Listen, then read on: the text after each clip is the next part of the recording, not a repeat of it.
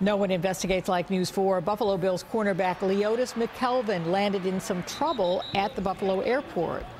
Authorities are calling it bad behavior. News 4 investigative reporter Luke Moretti began digging for answers as soon as we were tipped off about this today. He joins us now with more. Luke? Well, his performance on the field has been superb, but authorities say his actions on a recent flight to Buffalo were a bit out of bounds. We've learned that Buffalo Bills cornerback Leotis McKelvin was on a Delta flight that departed from LaGuardia in New York City en route to Buffalo yesterday.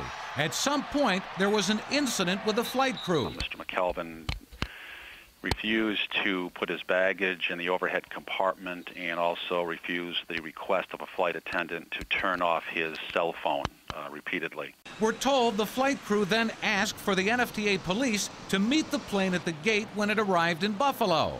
McKelvin was then issued a notice of violation for interfering with a flight crew. Carries a fine of $75. Mr.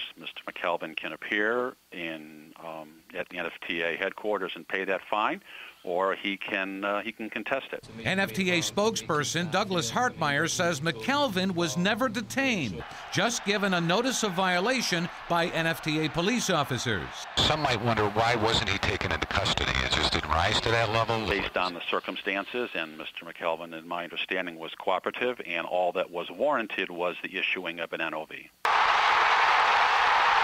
The NFL just announced that McKelvin has been named AFC Special Teams Player of the Week for his recent performance against the Miami Dolphins.